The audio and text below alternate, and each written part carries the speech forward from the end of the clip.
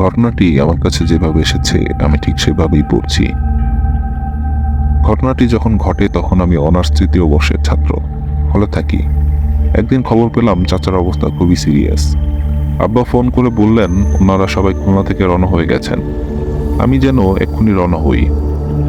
আমাকে যেতে হবে সেই বরগুনার বেতাগী উপজেলায়। তখন সকাল 10টা বাজে।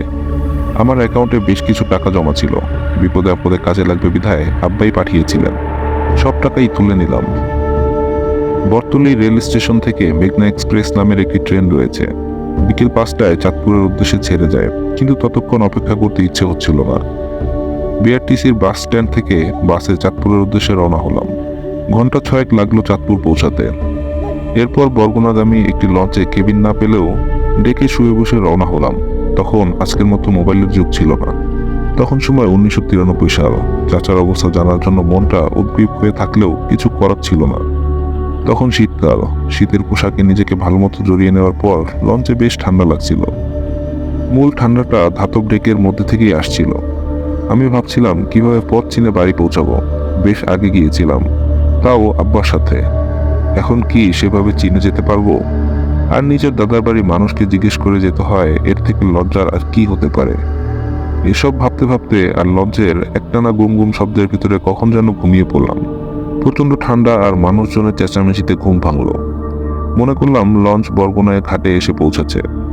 হাত ঘড়ি ডায়ালের সময় দেখতে গিয়ে অবাক হলাম। সবে 5:30 বাজে, কিন্তু লঞ্চ থেমে আছে কেন বুঝলাম না। লঞ্চেই জেনেছি সাধারণত 11টার আগে বরগুনায় পৌঁছানো যায় না কখনো। বাইরে প্রচন্ড কুয়াশা। কিনারে রেলিং এর কাছে গেলাম। শক্ত ত্রিপল সরিয়ে বাইরে শুধু ধোয়া ধোয়া কুয়াশা ঢাকা চারিদিক দেখতে পেলাম। দুর্ভাগ্যজনকভাবে আমাদের লঞ্চটি চরে আটকে গিয়েছে। সবাই উৎকণ্ঠায় অধীর। কিন্তু কি করার আছে? এই ঠান্ডা এবং কুয়াশার ভিতরে এই মুহূর্তে আসলে করার কিছুই নেই। এভাবে ঘন্টার পর ঘন্টা কেটে গেল। দুপুরের দিকে একই লাইনের অন্য একটি লঞ্চ সাহায্যের জন্য এসেছে। অনেক কষ্ট করে আমাদের লঞ্চটিকে চর থেকে উদ্ধার করা হয়। রাত 8টায় বরগুনা লঞ্চ ঘাটে প্রায় বিধ্বস্ত অবস্থায় নেমে এলাম লঞ্চ থেকে। শরীর ও মন দুটি আর চলছিল না, কিন্তু যেতে হবে এখন অনেক দূরে, জেলা শহর থেকে উপজেলায়। সেখান থেকে আমার গ্রামও কম দূর নয়, কিন্তু ইতোমধ্যে রাত হয়ে গেছে। বেতাগী যাবার শেষ বাসও চলে গিয়েছে স্ট্যান্ড ছেড়ে জানলাম। এখন ভরসা মোটরসাইকেল। একজনকে পেলাম, কিন্তু তাকে যাওয়া আসার ভাড়া দিয়ে দিতে হবে। আর সে শুধু উপজেলা পর্যন্তই নামিয়ে দিতে রাজি হলো। অগত্যা রাজি হয়ে যাই। ভাঙাচোরা আর জায়গায় জায়গায় পিচ ওঠার রাস্তায় প্রচন্ড কুয়াশার ভিতরে দুরন্ত গতিতে মোটরসাইকেলের পিছনে বসে ভাবছিলাম বাড়ির অন্যদের কথা, চাচার কথা। সবাই আমার জন্য এতক্ষণ চিন্তায় অধীর হয়ে আছে নিশ্চয়ই। দুপাশের গাছপালাগুলো দ্রুত পাশ কাটিয়ে যাচ্ছে। বাতাসের ঝাপটায় দু চোখ বুঝে আসছে। মাংকি ক্যাপ পরে নিয়েছি, তারপরও বেশ শীত লাগছে। মোটরসাইকেলের চালক আধা ঘন্টার ভিতরেই উপজেলায় আমাকে নামিয়ে দিয়ে গেল। চালককে আরো কিছু টাকার লোভ দেখালেও সে গ্রামের বাড়ি পর্যন্ত যেতে কোনোভাবেই রাজি হলো না। কি আর করার, এতটুকু পথ হেঁটেই যেতে হবে। রাত 9টা বাজে। শীতের রাত। বিদ্যুৎবিহীন গ্রামের মানুষ সেই সন্ধ্যাবেলায় ঘুমিয়ে পড়ে। আর এখন তো সবাই এক ঘুম দিয়েও ফেলেছে মনে হয়। আমি এর আগে আব্বার সাথে এসেছি এখানে, তাও দিনের বেলা। আমাদের গ্রামের পথটি যে রাস্তা দিয়ে ঢুকেছে সেখানে একটি নতুন কালভার্ট ছিল মনে পড়ল। বড় খালের বিপরীত দিক দিয়ে খালের একটি শাখা গ্রামের দিকে চলে গেছে। কালভার্টটি সেই শাখা খালের উপরেই। মাটির পথটি ধরে সামনের দিকে এগোতে লাগলাম। বাড়ি আর মিনিট 20 দূরত্বের।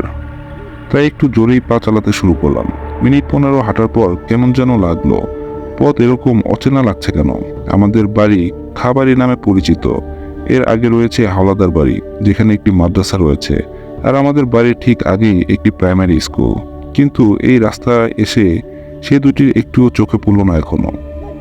আরো 10 মিনিট হেঁটে রাস্তাটি শেষ সীমানায় পৌঁছালাম মনে হলো। এখানেও একটি খাল এলাকাটিকে দুভাগে ভাগ করেছে মাছ দিয়ে প্রবাহিত হয়ে।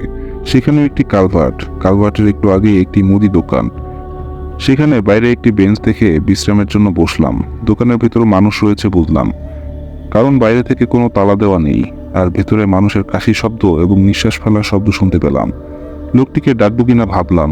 এভাবে আন্দাজে ঘুরে মরার কোনো মানেই হয় না।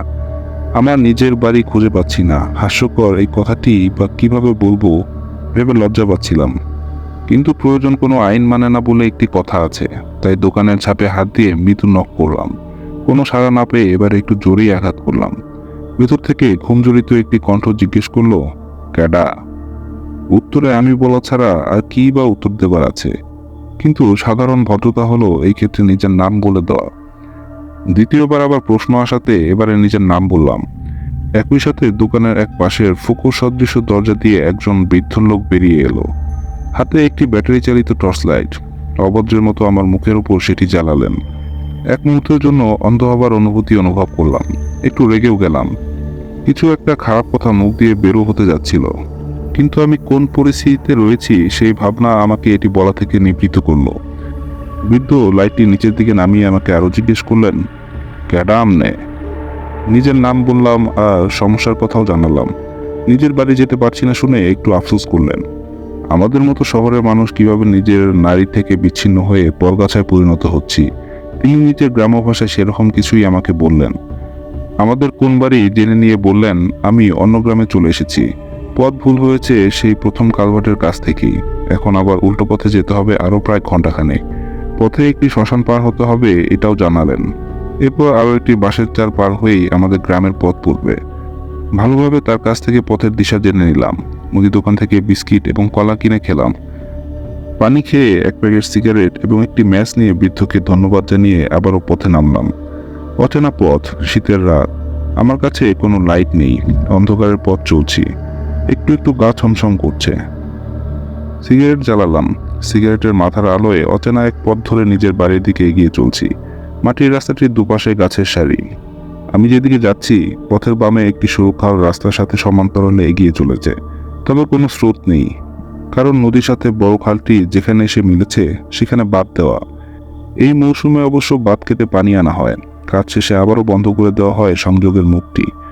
পথে দু একটি বাড়ি চোখে পড়ছে, তবে সেগুলো মূল রাস্তা থেকে একটু ভেতরে। একটা বাঘ পার হলাম এবং চমকে উঠলাম। কোথা থেকে একটি বিড়াল আমার সামনে এসে পড়ল। ওর নরম শরীরকে মারিয়ে যাবার অনুভূতি পেলাম। একই সাথে বিড়ালটির চিৎকার আমার সারা শরীরের পশমকে দাঁড় করিয়ে দিল।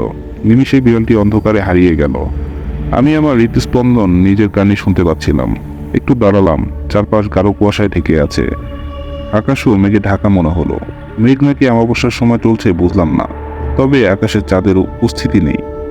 সামনে আরো কয়েক পা এগিয়ে পাশের এক গাছের উপর থেকে অরণ্যচারী এক নাম না জানা পাখি বেশ শব্দ করেই ডালপালার নড়ে চড়ে উড়ে চলে গেল।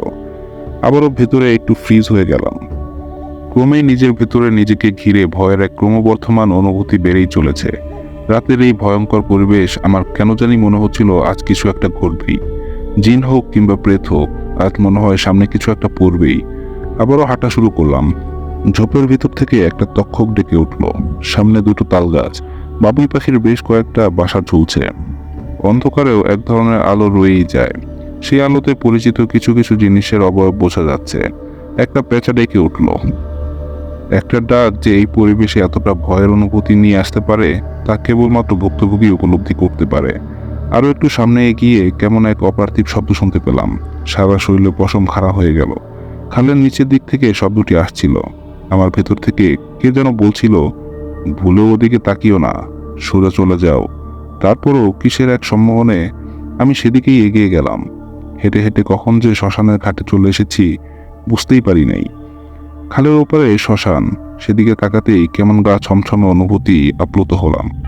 সিমেন্টের 4টি পিলারের ভিতর দিয়ে 4টি লোহার পাত আকাশের দিকে উঁচু হয়ে রয়েছে। একটি টিনের চাল দেওয়া আতপাত অপেক্ষাকারও রয়েছে। শব্দ লক্ষ্য করে এপার থেকে সেদিকে তাকালাম। খালটি বেশ প্রশস্ত নয়। শ্মশানের একেবারে পার ঘেঁষে সাদা বস্তু দিয়ে জড়ানো কিছু একটা নিয়ে দুটি প্রাণীর টানা হেঁচড়া লক্ষ্য করলাম। অন্ধকারে কিছু ফিকে হয়ে আসছে মনে হলো। আসলে কুয়াশা অনেক কমে গিয়েছিল, তাই ওপরের শিয়াল দুটি কিছু একটা নিয়ে কামড়াকামড়ি স্পষ্ট দেখতে পাচ্ছিলাম। আরো একটু খালের পাড়ের দিকে নেমে গেলাম। এবার দেখলাম সাদা কাপড়ের ভেতর দিয়ে ছোট দুটি পা বের হয়ে আছে। মাথাটা কেমন যেন করে উঠল। সারা শরীর গরম হয়ে গেল। আমি হাজার চেয়েও আমার দৃষ্টি সেদিক থেকে ফেরাতে পারলাম না। তবে একটি মানব শিশু মৃতদেহ এভাবে অন্ধকারে শিয়ালের খাদ্যে পরিণত হবে আমার স্বাভাবিক চিন্তাভাবনায় তা এলো না। তবে যা দেখছিলাম তাকেও তো অস্বীকার করতে পারছি না। হাড়ের সাথে দাঁতের সংঘর্ষে কর্কশ শব্দ আমার শরীর গুলিয়ে দিচ্ছিল। অনেকক্ষণ আমি সেদিকে তাকিয়ে রইলাম। এভাবে কতক্ষণ থাকলাম বলতে পারবো না, যদি না আমার পেছন থেকে কারো গলা হাঁকানি দেওয়ার শব্দ পেতাম। আমার ধ্যান ভেঙে গেল। আমি চমকে আবার পিছনে ফিরলাম। একজন হেঁটে আসছে, সাদা লম্বা ঝুলে শার্ট পরনে। আমার কাছে এসে লোকটি বলল, এত রাতে আপনি এখানে কি করেন? কোন গ্রামের? আসলে আমি পথ হারিয়ে ফেলেছি, রানীপুর গ্রামের। আচ্ছা, অনেক উল্টো দিকে চলে এসেছেন দেখছি। হ্যাঁ, ভুল করে এসেছিলাম। আমার চাচা খুব অসুস্থ, আমি চিটাগাং থেকে এসেছি। আপনার রানীপুর কোন বাড়ি? খাইবো বাড়ি। ওয়াজেদ খান আমার চাচা, চিনেন নাকি? হ্যাঁ, নাম শুনেছি। ওদিকে আসলে বেশি যাওয়া হয় না। আমি সুবেদখালীর। আমাদের যাওয়া আসা সাধারণত ওই বড় খালের ওই পার পর্যন্তই। আজ এক দাওয়াতে গিয়েছিলাম, সেখান থেকেই ফিরছিলাম, পথে আপনার সাথে দেখা হয়ে গেল। যাক, তাহলে তো ভালোই হলো, অন্তত কথা বলার কাউকে পেলাম। চলুন আপনাকে সামনে এগিয়ে দেই। এই জায়গাটা ভালো নয়, রাত বিরাতে একা একা সব জায়গায় চলাফেরা করাটা ঠিক না। আমি ম্লান একটি হাসি দিয়ে সিগারেটের প্যাকেট থেকে একটি সিগারেট বের করে ধরালাম। লোকটিকে অফার করতে সে না করলো। ফুসফুস ভর্তি ক্যান্সারের বীজ নিয়ে অবলীলায় মুখ দিয়ে সিগারেটের ধোঁয়া ছাড়ছিলাম। কুয়াশায় সেই ধোঁয়া বেশ ভারী হয়ে চারিদিকে ছড়িয়ে পড়ছিল। আরো 10 মিনিট আমরা দুজনে নীরবে হাঁটলাম। আর কিছু দূর গেলেই একটি বাঁশের চার পড়বে। ওটা পার হলেই আমাদের গ্রামের সীমানা শুরু হবে। সে আমাকে জিজ্ঞেস করলো, ও ওপার থেকে একা যেতে ভয় করবে না তো? ভয়? কিসের ভয়? হ্যাঁ, তাও অবশ্য ঠিক, কিসের ভয়? আমি একটু হাসলাম, কিন্তু লোকটির চাহনি কেমন জানি লাগলো। সে আমার আরো কাছে এগিয়ে এলো। আমি একটু শিউরে উঠলাম। লোকটি আমার দিকে তাকিয়ে বলল, আপনারা শহরে মানুষ, কারেন্টের ভেতরে থাকেন। আচ্ছা, আমি যদি বলি আমার পা দুটি উল্টো, আপনি কি বিশ্বাস করবেন? এবারে আমি একটু থমকে গেলাম। আমতা আমতা করে বললাম, তো তা কি করে হয়? সে আমার কাঁধে 2 হাত রেখে বলল, আপনি নিজের চোখেই দেখুন না। আমি লোকটার মুখের দিকে তাকিয়ে এবারে ভালো করে দেখলাম তার মুখে বসন্তের দাগ, সারা মুখ ভর্তি সেই দাগে। তার চোখের দিকে তাকালাম এক পলক। ওর চোখের মনিতে যেন আগুন জ্বলে উঠল। এবার লোকটির পায়ের দিকে তাকালাম। ঠিক সেই সময় আকাশের চাঁদে ঢেকে থাকা মেঘগুলো বাতাসের ভেলায় চড়ে সরে যেতেই চারিদিকে আলোকিত হয়ে গেল। সেই আলোয় আমি দেখলাম লোকটির পায়ের পা দুটি উল্টো দিকে, আর গোড়ালি সামনের দিকে। আমার কাছে যেন অবাস্তব লাগলো। লোকটি হা হা করে হেসে দিল। আমার মাথাটা ঘুরে উঠল। আমি চেতনা হারালাম। ওই লোকটির হায়নার মতো হাসির শব্দ ছিল আমার চেতনার সর্বশেষ অনুভূতি। সেদিন রাতেই আমাকে আমাদের লোকজন খুঁজে পেল। তবে আমার জ্ঞান ফিরল সেই ভোরে। সারা রাত আমাকে নিয়ে সবাই টেনশনে ছিল। তবে ভোরবেলা আমার জ্ঞান ফিরলে সবাই আমাকে ঘিরে ধরলো কি হয়েছিল জানতে। আর আমি কেন উল্টো দিক দিয়ে বাড়ির পথে আসছিলাম তাও জানতে চাইলো। তবে আমি সবার প্রশ্নের উত্তর দেবার আগে নিজেই একটা প্রশ্নের উত্তর মেলাচ্ছিলাম, আমার সাথে ওই লোকটা কে ছিল? কোনো অশরীরী নয় তো?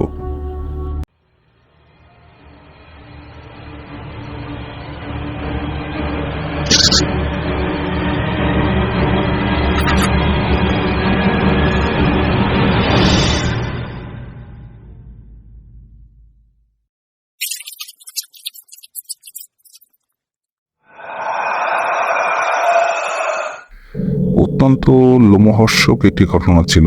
আশা করছি আজকের ঘটনাটি আপনাদের কাছে ভালো লেগেছে। যদিও কেমন লেগেছে সেটি আপনারা চাইলে কিন্তু আমাদেরকে কমেন্ট করে জানাতে পারেন। আর আপনারা আমাদের চ্যানেলটি নতুন শুনছেন তারা কিন্তু চাইলে আমাদের চ্যানেলটি সাবস্ক্রাইব করে বেল বাটনটি প্রেস করে রাখতে পারেন, যাতে পরবর্তী কোনো ঘটনা আসলে আপনারা সেটি মিস না করে ফেলেন। দেখা হবে সবার সাথে আবারও পরবর্তী আরও একটি এপিসোডে। সে পর্যন্ত সকলে ভালো থাকবেন, সুস্থ থাকবেন। আসসালামু আলাইকুম।